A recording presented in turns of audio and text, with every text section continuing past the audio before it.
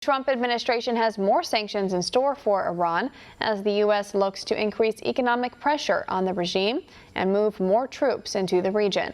One America's Emerald Robinson sat down for an exclusive interview with the president's special envoy for Iran and has more.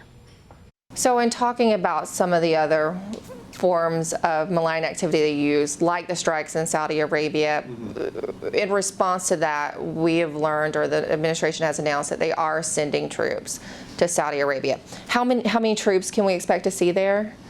Well, we've already flown some troops, and I visited some of them when I was in Saudi Arabia a couple of months ago. They're at the Prince Sultan Air Base.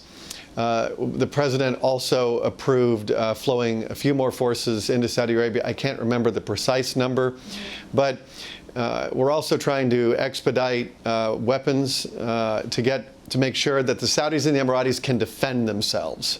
So right now, these are countries that are either under attack in the case of Saudi, or under the threat of attack in the Emirates, or countries like Bahrain or Israel. We very much want these countries to be able to defend themselves. And this is something which the president talked about on his first trip as president overseas to Riyadh. We want our partners in the region to be able to defend themselves so that the United States can assume a smaller burden. So the function of these troops are more a supportive nature rather than, say, a tripwire. Yes. So if Iran attacks, is that, would you say? Yeah, so the president has made clear that we are not looking for another conflict in the Middle East. The last thing America wants is another war in the Middle East. We've had plenty of that. But Iran has been threatening attacks really since May. Early May, our intelligence community started picking up a number of threat streams that Iran was plotting imminent attacks against American interests in multiple theaters.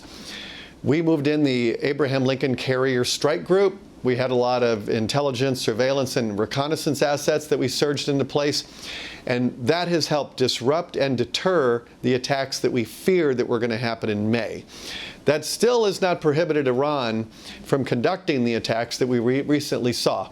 We want Saudi to have the defensive weapons that it needs so that if Iran is attacked, that they can defend themselves. So Iran is under huge pressure. They are. The sanctions have been very crippling to their economy, which begs the question, how much longer can they really go and fund any kind of terror or any of these attacks? How long can they feasibly hold out? There's the latest round of sanctions, which Secretary of State, Treasury Steve Mnuchin says targets their last available funds. So what can we expect?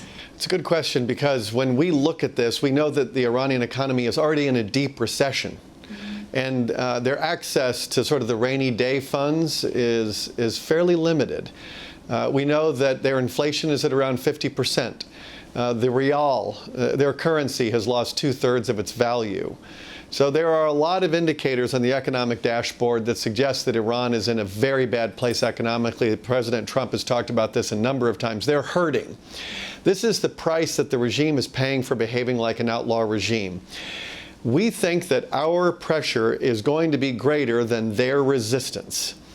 And so we're very comfortable with the policy we put in place. The president has said, I'm ready to sit down and meet with you to discuss how we resolve our differences diplomatically.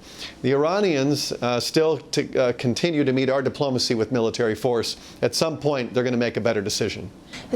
Are sanctions exhausted at this point with the latest round? No, we've got more sanctions. More sanctions are coming.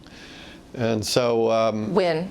We don't ever say when. We don't preview our sanctions because sanctions have an element of surprise. If you let people know that we're going to sanction them, they will typically hide their assets. So we don't preview our sanctions, but more sanctions are coming. We will intensify our sanctions. We'll continue to do that. And Iran faces a choice. They can either come to the negotiating table or they can continue to watch their economy collapse. Thank you, Mr. Hook. Thanks for having me on. Enjoyed it. Want to see more videos like this? Click on the link below and subscribe to One America News on YouTube. And call your cable provider and kindly demand that One America News is added to your lineup. Call and subscribe today.